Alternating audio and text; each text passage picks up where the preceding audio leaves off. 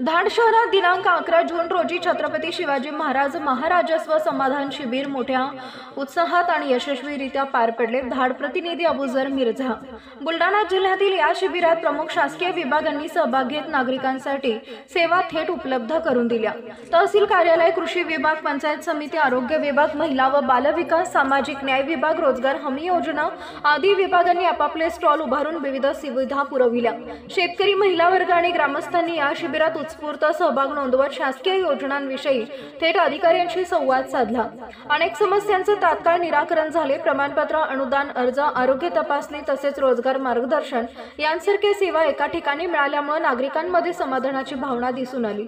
शासन आपल्या दारी या संकल्पनेतून राबवले गेलेले हे शिबिर नागरिकांपर्यंत थेट सेवा पोहोचवण्यात यशस्वी ठरले आहे।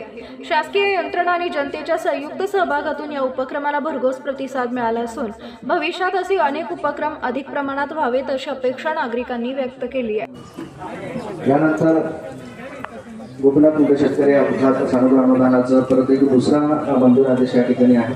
कोडोबा एकनाथ वाघमारे राहणार जामठी यांचा सुद्धा विद्युत धक्क्याने त्या ठिकाणी अपघात झाला होता। त्यांना सुद्धा या ठिकाणी मंजूर आदेश प्राप्त झालेले प्रशासनाकडून। त्यांचे जे वारसदार आहेत दुर्गंध कोडोबा वाघमारे किंवा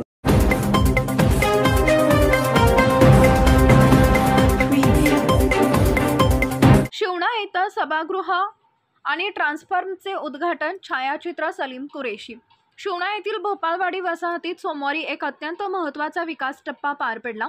सिल्लोड सोयगावचे आमदार अब्दुल सत्तार यांच्या हस्ते नव्याने बांधलेल्या कम्युनिटी हॉल आणि सिंगल फेज ट्रान्सफॉर्मरचे उद्घाटन मोठ्या उत्साहात पार पडले।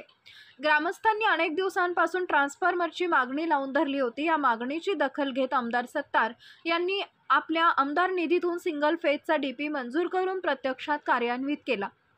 या उद्घाटन सोहळ्याला ग्रामविकास अधिकारी श्रावण अंभोरे, सरपंच डॉक्टर सलमान खान, माजी पंचायत समिती सदस्य शेख सलीम, माजी जिल्हा परिषद सदस्य रामदास माणिकराव पालोदकर, जिल्हा अध्यक्ष विनोद मंडलेचा, माजी जिल्हा परिषद सदस्य मुरलीधर काळे, कृषी उत्पन्न बाजार समितीचे उपसभापती संदीप राऊत तसेच इतर मान्यवर आणि ग्रामस्थ मोठ्या संख्येने उपस्थित होते। कार्यक्रमास कुरेशी इस्माईल, राजू बाबा काळे, ग्रामपंचायत सदस्य MSS रावजी पाटील, विनायक काटकर, रियाज कुरेशी, विनोद जगताप कुरेशी, इकबाल, अन्सार चौस, शेख कासिम, शेख रफीक, अमोल जगताप, हरिभाऊ नवले, सयाजी जगताप, शेख साजिद यांची देखील उपस्थिती होती। या विकास कामामुळे भोपाळवाडी परिसरातील नागरिकांच्या मूलभूत गरजांना हातभार लागणार असून ग्रामस्थांमध्ये समाधान आणि आनंदाचं वातावरण आहे।